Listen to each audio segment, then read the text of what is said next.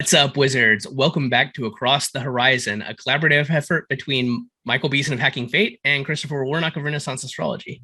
I'm Michael Beeson of Hacking Fate, and with me is Christopher Warnock of Renaissance Astrology. And today we're going to be covering Aphorism 24. Actually, we should probably talk about the Centiloquium on occasion.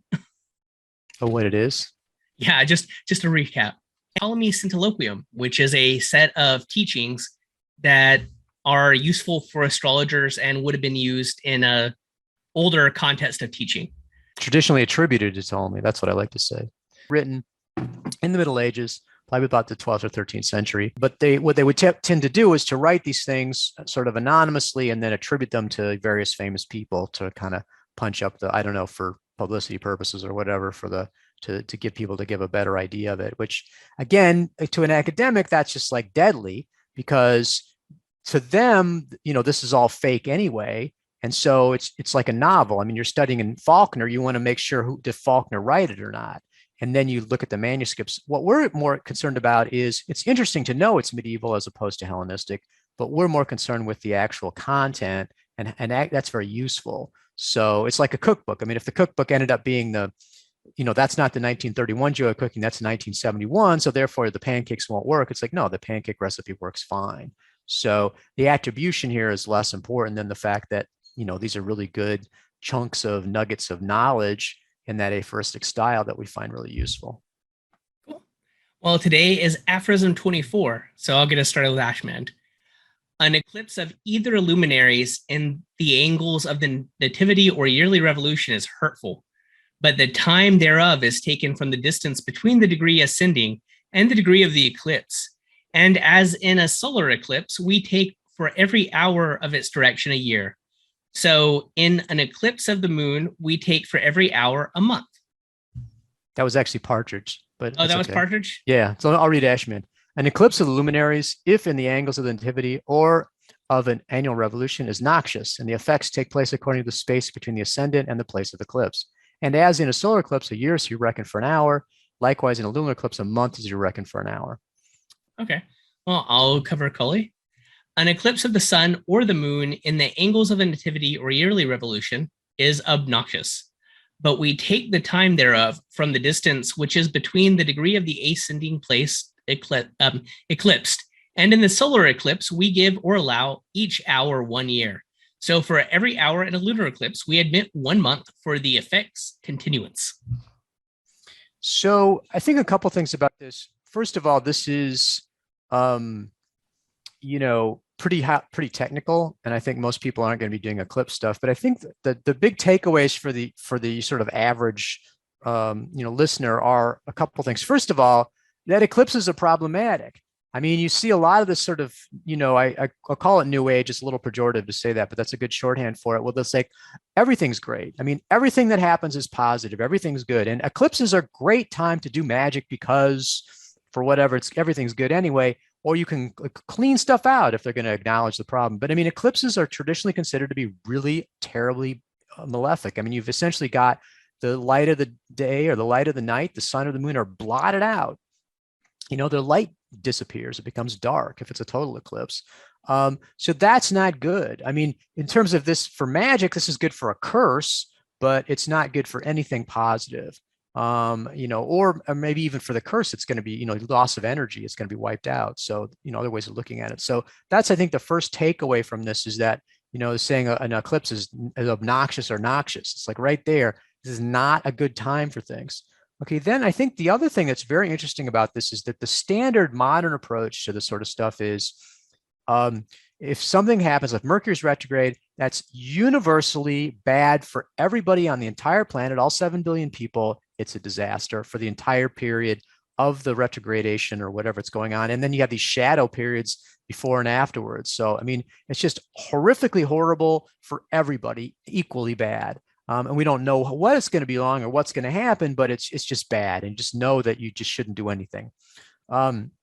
Notice how with the traditional astrology, they're saying, okay, it needs to happen in a specific place in your chart. So if the eclipse is on your ascendant, then that's bad. So I looked at Lilly. He's got a very interesting book. It's called Eclipses, on eclipses, and it's written in 1652.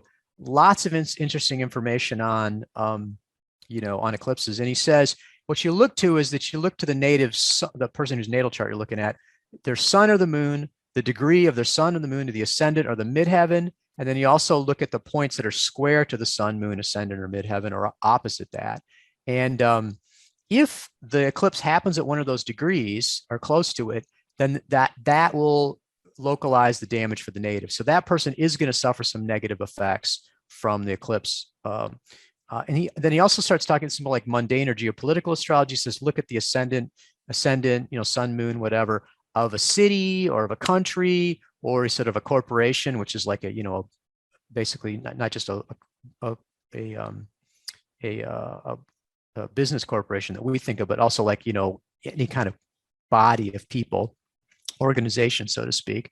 And then you can also, predict for them. So what I think is really interesting about it, again, the takeaway from this is that it's not universally problematic. The problem is how to localize and focus the effects, who specifically is going to affect, and then how specifically is going to affect them. So as opposed to being Mercury retrograde, oh, it's terrible, what's going to happen? I don't know. This says, no, you can actually predict, and you can actually predict who, which people it's going to affect. So, again, Lilly says the same thing. He says, if a solar eclipse, if it lasts an hour, then that means a year effect. Where there's a lunar eclipse, if it's say 2 hours, then it's going to last 2 months. So lunar eclipses are much quicker, much faster, because the moon moves much more quickly, and those have a more ephemeral effect. So that's what I thought was really what I got out of it. I mean, if I was going to be looking at eclipses, what I would be doing would be to dive into Lilly's book. He's got page after page of really detailed information about it. But it's also interesting that it's used for both natal, right, as well as sort of mundane and geopolitical astrology. So that's as well. So that, like I said, those are, I think, the two takeaways. One, eclipses are bad, but two, they're not bad for everybody. You need to focus that, and that's really the key to traditional astrology, is that a chart is universal. So how do we relate it to a specific person? Well, their birth time, birth location, a question, et cetera, and an election for a specific time, date, and place. It's not like, okay, so I remember reading this very early on. Oh, Mars is bad for, good for athletic contests. Well, it's going to be good for somebody and bad for somebody else. How are you going to localize it? How are you going to decide which team is going to win just because Mars is afflicted? They're both going to lose? No, obviously not. So one of those big fallacies and problems about it, the way that people typically approach astrology. No, and I'll go ahead and reinforce some of that. So when we have actual eclipses, animals act weird. The whole natural order of the world is turned upside down because that light's gone.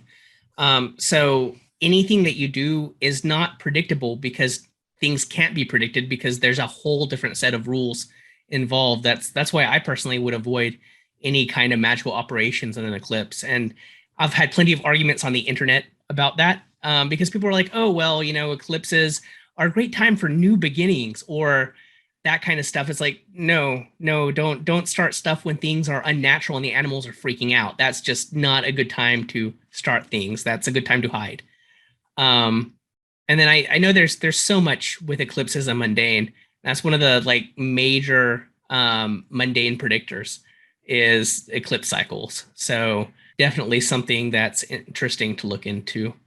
And to reply to, hey, look at, does this affect somebody? And if so, when does it affect somebody? I think that's one of the things that we've kind of gotten out of in astrology, and it's been making a comeback.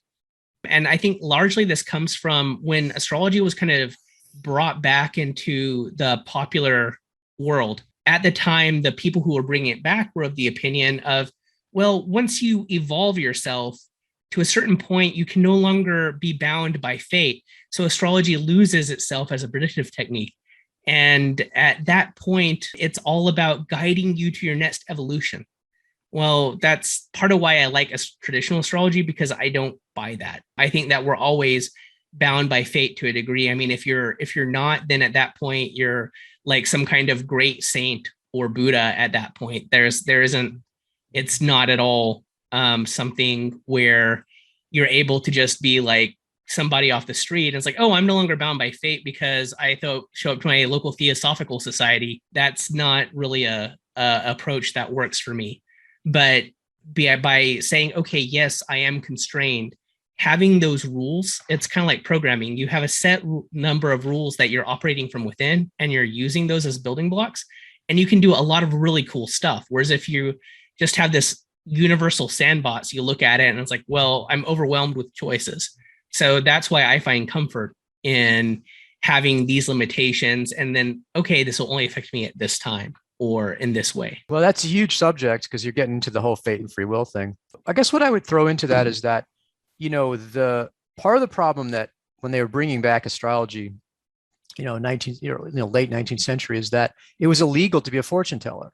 So, if you were making predictions, you're going to get yourself in trouble. So if you instead said, no, this is just character analysis, and it's to this day, you'll say for entertainment purposes only. Sometimes people will say that. I mean, in New York, it's illegal. It's legal to say I'm fake. If you say this is fake, it's for entertainment purposes, it's okay. But if you say I can really predict the future, then it's a felony. So that's in the mix. The other thing you've got is that the fact that it just kind of got melded, astrology got melded, and I think it works with psychology.